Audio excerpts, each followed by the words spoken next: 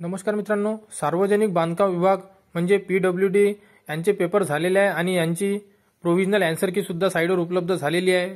तर provisional answer की कशी चेक करायची ती आपण आता या व्हिडिओमध्ये बघणार आहे आणि ऑब्जेक्शन लिंक सुद्धा साइटवर उपलब्ध करून दिलेली आहे।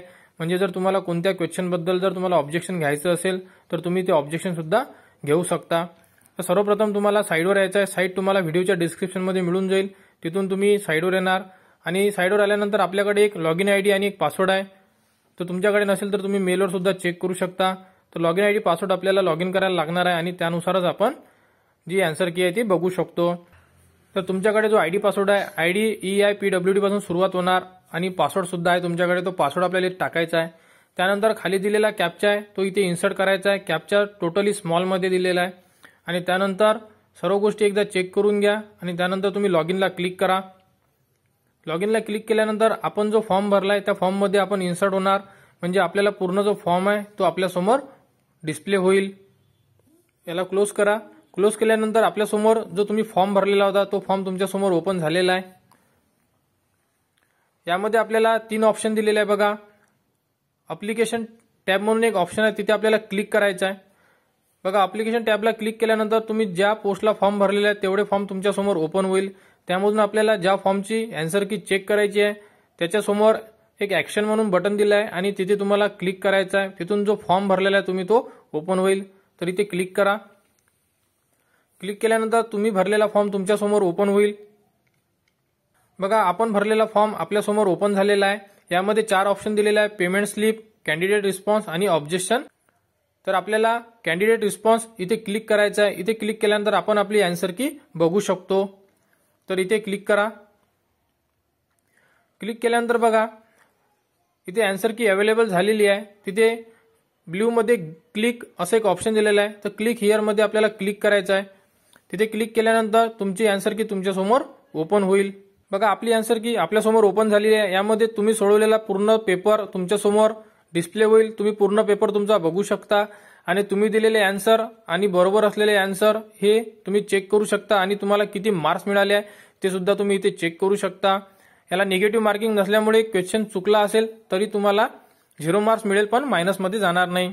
तर अशा प्रकारे बघा सर्व जो पेपर आहे तुम्ही चेक करू शकता आणि जर तुमचा क्वेश्चन आणि त्याचा आन्सर जर बरोबर असेल तर तुम्हाला त्याचे पूर्ण मार्क्स मिळालेले आहेत ते सुद्धा तुम्ही इथे बघू शकता। तर तुम्ही अशा प्रकारे पूर्ण पेपर चेक करून घ्या आणि तुम्हाला किती मार्क्स मिळाले ते तुम्ही कॅल्क्युलेट करून ठेवू शकता। म्हणजे जी मेन आन्सर की येणार आहे आपल्या समोर तेव्हा आपल्याला ते चेक करता येणार आणि प्रोव्हिजनल आन्सर कीला तुम्ही सेव्ह सुद्धा करून ठेवू शकता। तर अशा प्रकारे तुम्ही जो पूर्ण आन्सर की आहे तुमची ते चेक करून घ्या। आणि आता जर तुम्हाला कोणत्या क्वेश्चन बद्दल आक्षेप असेल, म्हणजे तुम्हाला ऑब्जेक्शन घ्यायचं असेल तर ऑब्जेक्शन सुद्धा घेता येणार आहे। तर ऑब्जेक्शन कसं घ्यायचं ते आता आपण बघणार आहे या व्हिडिओमध्ये। तर बघा, ऑब्जेक्शन फॉर्म असं एक ऑप्शन दिलेला आहे। आपल्याला फॉर्म मध्ये येऊन एकदा चेक करावं लागेल। तिथे तुम्हाला क्लिक करायचं ऑब्जेक्शन फॉर्मला। ऑब्जेक्शन फॉर्मला क्लिक केल्यानंतर आपल्यासमोर एक फॉर्म ओपन होईल। तर इथे आपल्याला क्लिक हिअरला एक क्लिक करावं लागेल। क्लिक हिअरला क्लिक केल्यानंतर तुमच्या समोर एक ऑब्जेक्शन फॉर्म ओपन होणार आणि यामध्ये आपल्याला जो पूर्ण माहिती आहे आणि ज्या क्वेश्चन बद्दल तुम्हाला आक्षेप घ्यायचा आहे म्हणजे ऑब्जेक्शन घ्यायचं आहे ते आपल्याला इथे सांगायचं आहे। तर बघा, याच्यामधून तुम्हाला क्वेश्चन आयडी जो आहे तो सिलेक्ट करावा लागणार आहे आणि क्वेश्चन आयडी तुम्हाला जो तुम्ही आन्सर की चेक केली आहे त्यामधून तुम्हाला इथून क्वेश्चन आयडी जो आहे तो कॉपी करावा लागणार आहे किंवा नोट करावा लागणार आणि तोच क्वेश्चन आयडीचा तुम्हाला इकडे जे ऑब्जेक्शन घ्यायचं आहे ते घेऊ शकता। तर अशा प्रकारे एक क्वेश्चन आयडी तुम्ही इथून सिलेक्ट करून घ्या ज्या क्वेश्चनवर तुम्हाला ऑब्जेक्शन घ्यायचं आहे। तर एक कोणतं पण सिलेक्ट करा। त्यानंतर तुम्हाला नेचर ऑफ ऑब्जेक्शन विचारण्यात येणार आहे,